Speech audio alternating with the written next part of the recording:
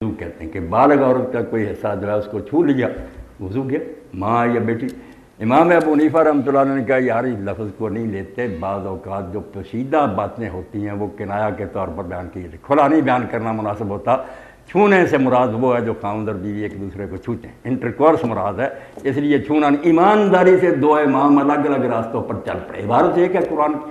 تو جو تنگ دل لوگ ہوتے ہیں ان کے پاس پہلے قدم پر فتویٰ ہے کہ بس ہم جنتی ہیں باقی جہنمی، یہ نہیں ہونا چاہیے۔ ایمانداری سے موقع دیں۔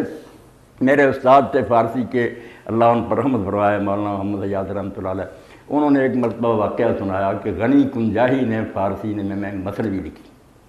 اب وہ مثنوی اس کی زندگی میں مشہور ہو گئی، مدرسوں میں مولانا حضرات پڑھانے لگے۔ وہ ایک مسجد میں رات ٹھہرا، لوگ نہیں واقف ہوئے، مسجد کے مولوی صاحب اس کی مثنوی جو تھے پڑھانے لگے لڑکوں۔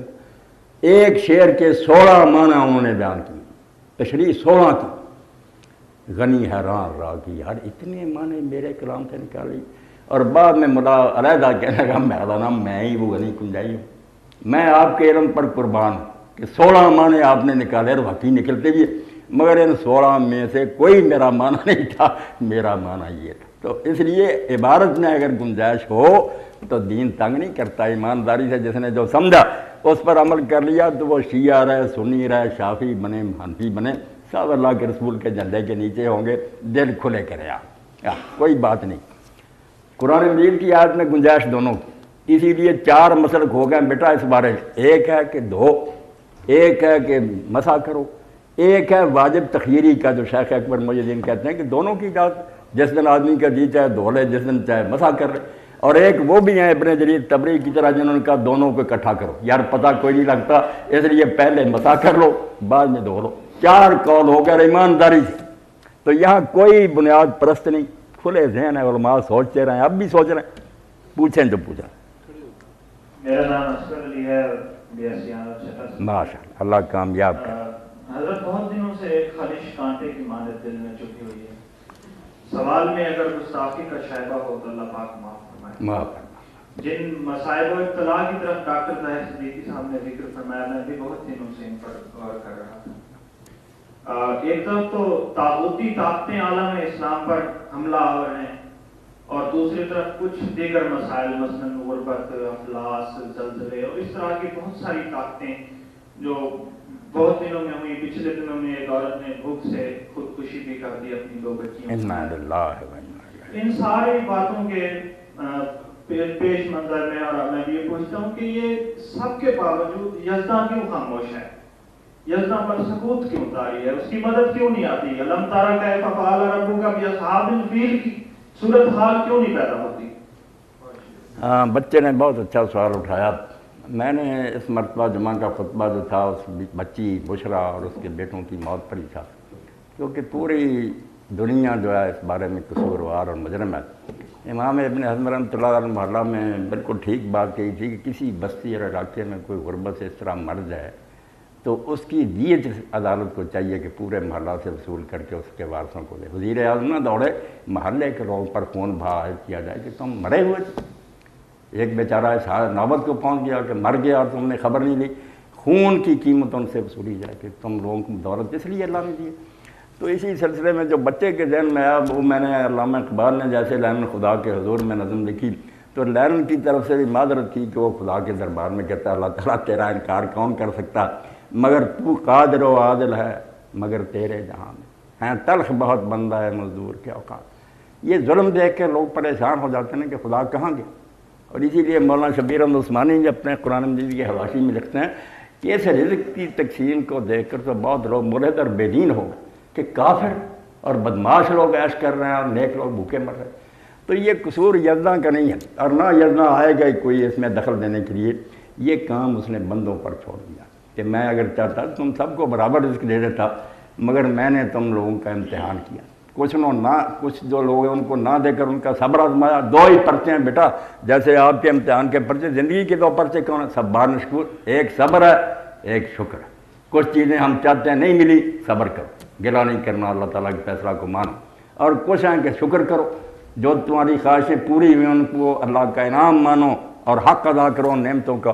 اسی لیے رسول کریم علیہ السلام نے حدیث پاک میں فرمایا کہ آدم علیہ السلام کی پشت پر ہاتھ پھیر کر اللہ نے قیامت تک جو ہے نا پیدا ہونے والے میں اور آپ سب ان کو نکالا۔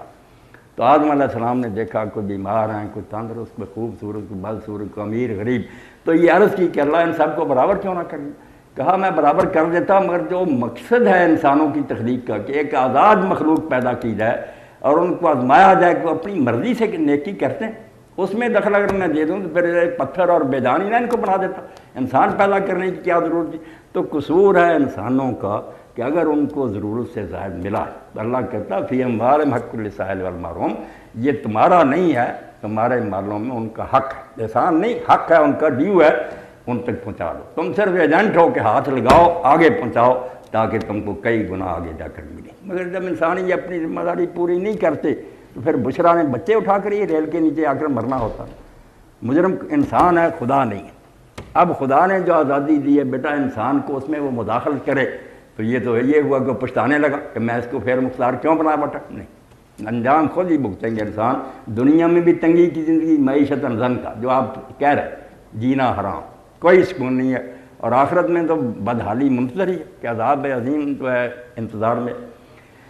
تو معاشرے کو یہ سوچنا چاہیے حکومت کی ذمہ داری۔ سلیمان علیہ السلام کا رومی کہتے ہیں کہ جب انہوں نے حکومت سنبھالی تو کہا میں نے لوگوں حکومت اس لیے سنبھالی ہے کہ بندوں کی دعائیں خدا کی طرف نہ جائیں۔ یہ اسلامی حکومت کا ماٹو سمجھ لیں کہ کسی کو دعا نہ کرنی پڑے، لوگوں کی حاجتیں پوری، گھر میں جا کر حق میں وقت پوری کرے، لوگ کیوں چیخیں خدا سے؟ اور اگر یہ حال ہو کہ حضرت عمر رضی اللہ تعالیٰ آخر میں سفر کرتے ہیں شام کا، تو ساتھیوں سے الگ ایک جھونپڑی کی طرف چلا گیا، وہاں ایک عورت تھی، وہ تو کوئی نہیں جانتی تھی کہ امیر المومنین، کوئی پروٹوکول نہیں تھا، کوئی دستے ساتھ نہیں تھے، ایک غلام ہی ساتھ تھا۔ اس عورت سے آپ نے پوچھا کہ سنا عمر کے بارے میں تیری کیا رہا؟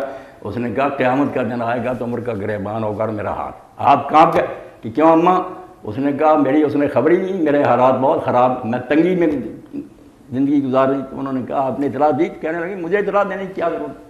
اگر وہ لوگوں کے حالات کی خبر نہیں لے سکتا، اس کو کس نے کہا تھا کہ وہ خلافت کا بوجھ اٹھا؟ واپس آئے روتے تھے، کہا اس عورت نے یار مجھے خلافت کا اور بادشاہت کا فرق سمجھا دیا کہ بادشاہت کرنی تو محلوں میں عیش کرو، خلافت کرنی ہے تو پھر ایک ایک کی فکر لو، اس کا جا کر پتہ کرو کہ سال میں۔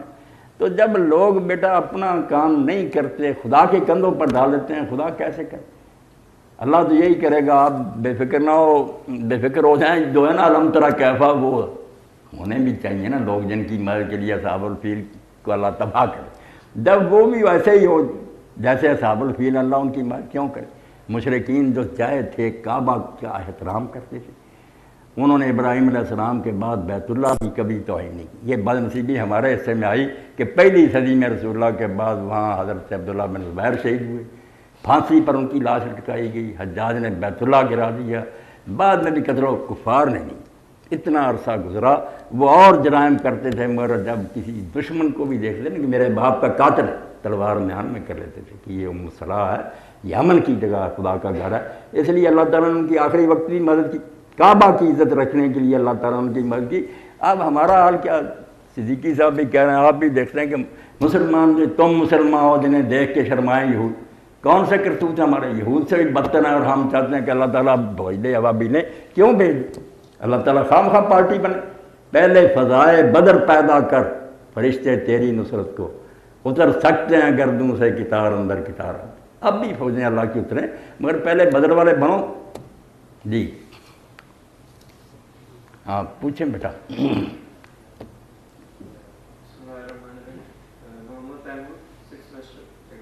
جی میرے آپ سے دو سوالات ہیں کہ اس وقت جو میڈیا میں مسلمانوں کے خلاف پروپیگنڈا ہو رہا ہے، مثلاً صلاۃ والسلام پر جو باتیں شائع ہوئے اور جس طرح مسلمانوں کو بدنام کیا جا رہا ہے، کبھی ٹیررسٹ کہا جا رہا ہے، تو اس میں کیا آپ سمجھتے نہیں ہیں کہ کافی حد تک قصور مسلمانوں کا خود ہے؟